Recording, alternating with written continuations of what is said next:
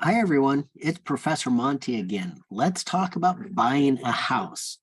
So you can see I've got the payment formula up there. You may notice it's the same payment formula we used when we were talking about buying a car. It's the same payment formula anytime we're talking about knowing how much money we're going to finance and paying it off over a certain number of periods with equal payments. Okay, so we've got the formula. This problem says the price of a condominium is $180,000. A condominium is like a house. We finance it the same way. It says the bank requires a 5% down payment and 1 point at the time of closing. The cost of the condominium is financed with a 30-year fixed rate mortgage at 5%. First, it says find the required down payment. Okay. The down payment, notice it says 5% down payment. So 5% of what? Well, 5% of the price.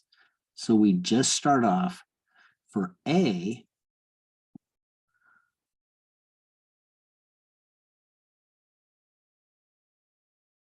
$5 of price. Well, that's just going to be 0.05 times, and then the price is $180,000. Well, a quick jaunt to the calculator, 0.05 times 180,000, $9,000. All right, so that's our down payment. Find the amount of the mortgage. Well, the mortgage is equal to the price minus the down payment. So in this case, 180,000 minus 9,000, or $171,000.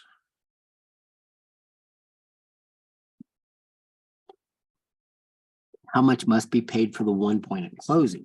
Well, when you pay a point, each point is 1% of the mortgage. So 1 point is 1% of mortgage.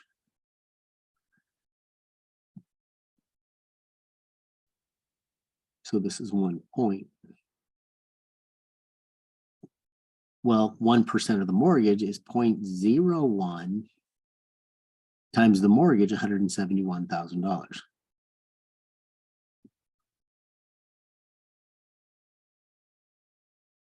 So that's going to be $1,710.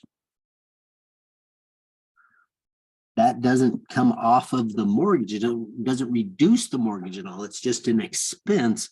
It's the price that we're paying to get the mortgage, which is the loan on the home. Find the monthly payment. Now, I left some room around the top because we have the formula for the payment up there. So I'm just going to go ahead and do that up here. So for part D, we're just going to use this formula. So payment equals, well, let's fit everything in. P is the present value or the principal, the amount that we're financing. Well, we saw that was the mortgage amount. That's the $171,000. Times R, 5% mortgage.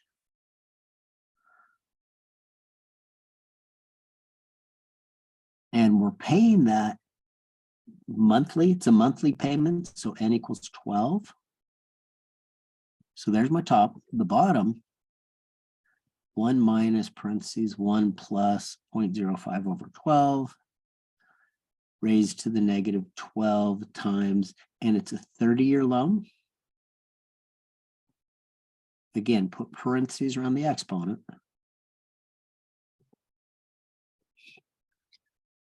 Close this. Now, I've got several videos where I show how to do that calculation on the calculator. What I will do is I will talk about it as I show it on the calculator. So let's just go ahead and do that. I'm not going to write it down, but we will talk about it as we go. So let me pull up the calculator and I will show you. So we put it in sort of how it looks. It's going to be $171,000 left parenthesis, 0.05 divided by 12, close the parenthesis.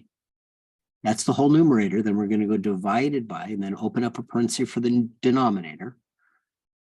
1 minus another left parenthesis, 1 plus 0.05 divided by 12 again. Close parentheses, raised to the powers right here. Remember, that could look like y to the x or x to the y on your calculator. I'm going to put that exponent in parentheses. Negative, there's my negative button. Remember, that's subtraction, that's negative. Some of your buttons will be a plus minus button. You'll hit the 12, then the plus minus. It'll change it on your screen to a negative 12 times 30. Close parenthesis, come out of the exponent, close the parenthesis again, enter for equals, and we get our payment, $917.96.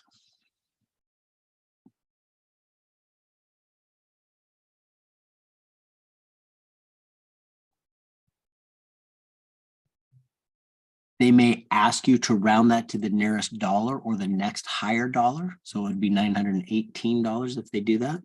Make sure I wrote that answer down right. 917.96. Yep. Okay. So that's the payment amount. And it says find the total cost of interest over 30 years.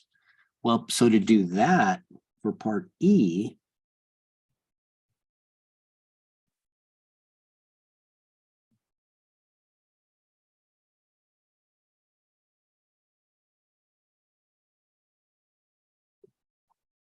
well, the total cost of interest, well, the interest is the total payments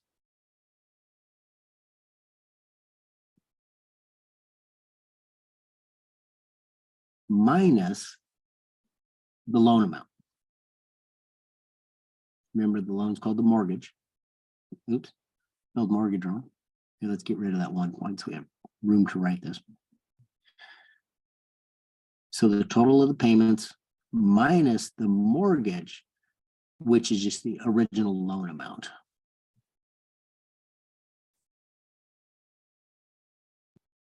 Okay, so the total of the payments, think what we do. It's $917.96 times, we do that 12 times a year for 30 years. Minus, and we were financing $171,000. Well, that 917.96 times 12 times 30, we're going to pay a total of $330,465.60. We only borrowed $171,000, so the rest of that is all interest. So minus $171,000, $159,465.60.